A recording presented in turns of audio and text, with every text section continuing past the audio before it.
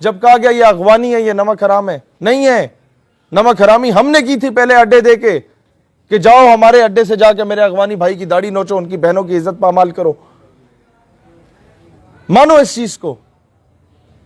نمک حرامی ہم لوگوں نے کی تھی بنگلہ دیش میں. وہ کہتے ہیں جی انڈیا تو ہے ہی الو کا پٹھا، وہ تو آپ کا دشمن ہے، اس کا اختیار ہے، اس کا حق ہے بھائی وہ بنگلہ دیش میں وہ خانہ جنگی پھیلائے. آپ اپنے دشمن سے کیا چاہتے ہیں کہ وہ آپ کو آگے پھولوں کے گلدستے دے؟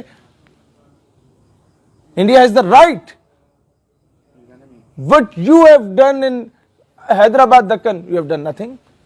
What you have done with Khalistan movement, you have done nothing. بلکہ محترمہ بے نظیر بھٹو صاحبہ کے دور میں خالصتان میں جو تحریک چل رہی تھی، ہمارے ایجنٹس کی لسٹیں پرووائڈ کی گئی تھی انہیں، ہمارے گمنام سپاہیوں کو شہید کیا گیا تھا بھارت میں. لیکن نہیں، یہاں ایک ترانہ لگے گا، قوم جناب تماش بین کی طرح ڈھول بجاتے ہوئے پیچھے ٹری ہوئی ہوگی. بنگلہ دیش توڑنے والے کون تھے؟ چاہے وہ ملٹری اسٹیبلشمنٹ تھی یا سیاستدان تھے، ہمارے تھے. آج تک ہم نے کوشش نہیں کی کہ اپنے وہاں کے مسلمان بھائیوں کو سینے سے لگانے کا سوچیں. یار اقبال نے تو ہمیں کہا تھا، بازو تیرا توحید کی قوت سے قوی ہے، اسلام تیرا دیس ہے تو مصطفی ہے، تو باؤنڈریز کا محتاج نہیں ہے، دنیا کے کسی نکڑ میں مسلمان ہے، تمہارا بھائی ہے. either he is from بنگلہ دیش یا افغانستان. پھر سب سے بڑا مسئلہ، اغوانیوں کو واپس بھیجیں گے. بھئی پہلے باپ کیوں بنے تھے؟ بلایا کیوں تھا؟ یہی تو امریکہ چاہتا ہے کہ تم لوگوں میں نفرت پیدا اور آپس میں لڑو. کیا موت پڑتی ہے؟ موت یہ پڑتی ہے جی اغوانی ادھر ہمیں نوکری نہیں ملتی، اغوانی ساری مزدوری کر رہا ہے. بھئی اغوانی محنت کر رہا ہے، تم محنت کرو، تمہیں مزدوری دے دیں گے. وہ جی دکانیں اس کی ہیں، سستا مال بیچ رہا ہے، تو تم حرام توپی نہ کرو، نہ سستا بیچ دو، تمہارا مال بکے گا. اللہ تعالیٰ پتھر میں موجود کیڑے کو بھی رزق دیتا ہے، تمہیں تو اشرف المخلوقات بنایا ہے. لیکن ہماری قوم تماش بین قوم ہے. وہ ایک بندہ اٹھ کے کہتا ہے کہ جناب کالا باغ ڈیم بن گیا یا کوئی بھی ڈیم بن جاتا ہے تو وہ پانی سے اگر بجلی نکالے گا تو جناب پھر پانی کا کیا فائدہ؟ یہ ایسے گھگو بیٹھے ہوئے ہمارے اوپر قوم تالیاں بجا رہی ہوتی ہے. آپ گھر میں 4 ہیں، دشمن آپ کے 3 ہیں، کیا وہ شکست دے پائیں گے آپ کو؟ نہیں دے سکتے.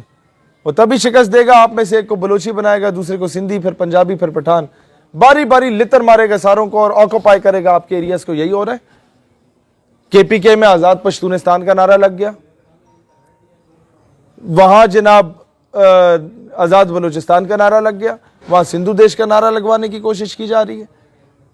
یہی تو لسانیت کی بنیاد پر تقسیم کیا جا رہا ہے. قوم کو سمجھنا ہوگا کہ ہمارے میڈیا پہ بیٹھ کے افغانستان کے خلاف بات ہو سکتی ہے، ایران کے خلاف ہو سکتی ہے، سعودیہ کے خلاف ہو سکتی ہے، ترکی کے خلاف ہو سکتی ہے، امریکہ اور اسرائیل کے خلاف بولو گے تو آپ غدار کہلاؤ گے. مطلب ہمیں تب بھی دہشت گرد کہا گیا تھا جب ہم لوگ اسلام آباد سے جا کے اسرائیل کا پرچم پھاڑ کے آئے تھے کہ نہیں ایکسیپٹ کریں گے. لوگ کہتے ہیں نہیں جی آپ لوگوں کا ملک معاشی طور پہ بہتر ہوگا. میں نے کہا کیسے بہتر ہوگا؟ جی اسرائیل کو آپ ایکسیپٹ کریں گے تو معیشت آپ کی کیسے بہتر ہوگی کہ وہ آپ کے امپورٹ ایکسپورٹ بڑھے گی. میں نے کہا بھائی جان ایک بندہ تمہارے پاس کھانے کو روٹی نہیں اور 2 ارب روپے دیتا ہے، تم اس سے بڑی بڑی گاڑیاں بھی لے لو، نوکر چاکر بھی لے لو، بڑی کوٹھی بھی لے لو، اور وہ اس کے عوض تمہاری بیٹی کو اٹھا کے لے جاتا ہے تو پورا پیٹ تو تمہیں بغیرت یا دلال بولے گا بیٹی کا. تو فلسطین کی بیٹیوں کے عصمت کا، ان کے حیا پردے کا سودا کر کے تم اسرائیل سے وہ ایڈ لینے کا سوچ رہے ہو. ایک 3rd کلاس دفاعی تجزیہ نگار سو کالڈ میڈیا پہ بیٹھ کے کہتا ہے اسرائیل کو حمایت ایکسیپٹ کرنے پہ ڈیبیٹ کی جا سکتی ہے. And no one was there to give him a shut up call. ایک MNA آسمہ حدید اٹھ کے اسمبلی میں بول دیتی ہے کہ جناب یہ بھی تو کون سی بری مخلوق ہے، یہودی جو ہے یا اسرائیلی جو ہیں یہ بھی اللہ کی مخلوق ہے، ہم بات چیت کر سکتے ہیں. No one was there to give her a shut up call.